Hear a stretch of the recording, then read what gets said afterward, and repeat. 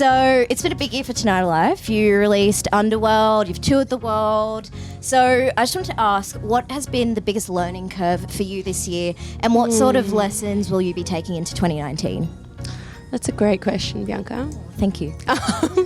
Well, I'm learning a lot about boundaries. Yeah. I'm happy to say no when I need to say no now, and that's like it's been a really healthy learning curve for me, and it's something that I'm happy to do every day now. Yep. Whereas I think, I don't know if I would call myself a people pleaser, but I try to accommodate a lot, and that has really hurt me in the past. So it's something that I put into practice really strongly this year. Maybe that's like kind of an act of integrity. It's like my needs, my authenticity, and that's how I make all my decisions. I'm not afraid to let people down because that's, their feelings are not my responsibility. So that's something that I've put into practice a lot this year, and I will continue to do next year. That's awesome. And maybe for the rest of my life. So are there any challenges you've overcome within the last year that, you've learnt a lot from, that you thought, you'd have trouble kind of overcoming, or Yeah, well, we had a pretty integral member of our band leave, and that was kind of something that made me feel like, okay, am I half a person now? Are we half a band now?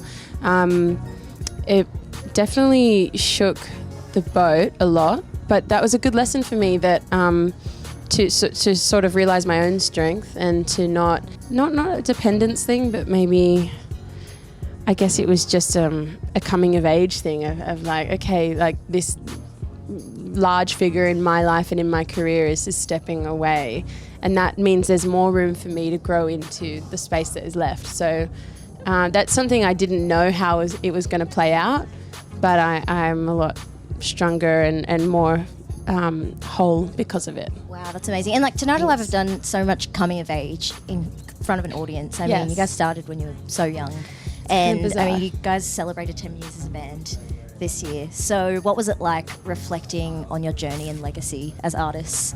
Oh, it's cool, man. We're in the middle of that kind of period right now where we just did a 10-year anniversary tour in England. So we do these side shows that are completely fan-voted set lists. So That's it's so like, cool. Yeah, I think, yes, the 10-year anniversary happened in May this year, but it's something that we'll continue to celebrate probably through next year. We're doing a tour in America in January, February, and then I hope to bring the tour here to Australia. That would be amazing. Of course. I think it would be wrong not to. I think... hometown Sydney would love a fan voted show. Exactly, That would be me awesome. too. What So- sort of tracks were people voting for? A lot from the first record and the first EP. That's amazing. And we decided to take the singles out of that voting list. Okay. Which is exciting because people know that almost any song that's got a music video is going to be played in the You set guys play list. Wasting Away kind of all the time as well. So we're bringing that back. So it's been Okay, I'll be exciting. crowd refreshing. surfing to that today. Please do. I'm so excited. You have always made such an effort at shows to kind of like speak your truth and kind of, like let the crowd know that they're accepted and that they belong here. Is it ever difficult, like opening up in a space like this? Sure, yeah, it is, but I thrive off it. I just get this feeling from it that's unlike anything else. So I definitely, like, during a day before going on stage, I can feel really self-conscious and insecure, and like, how am I going to get up there and pretend or something, but it doesn't ever come from that place. If I feel like I'm not being genuine, it won't happen. Yeah. So it really does depend on the sort of collective energy between the band and the crowd. That is really important to me, to spread that message. Thank you very much. As a fan, thank you. My pleasure. So you're playing in Sydney today, which is your hometown, especially Parramatta, right here.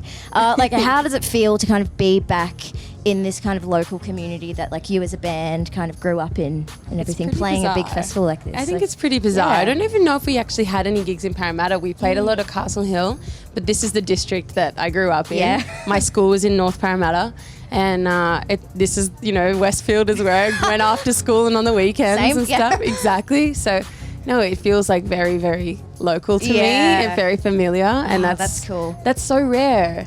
Because we really don't play Australia as much as we play other territories in the world, and so especially playing Parramatta is like a special thing for us. Oh, I'm glad. And like, what do you think of like kind of good things and all these kind of new like kind of festivals like arising? I mean, we had like Soundwave and Big Day Out. Now we've kind of moved to this new culture, and you guys kind of like got to experience both. So what have you seen kind of like develop in the Australian scene over the last few years?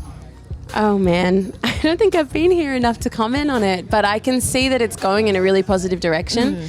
It's exciting to see new festivals coming up, and we're not just sort of being run by something that's always been around. Yeah. Like, we're kind of at a transitional period socially anyway.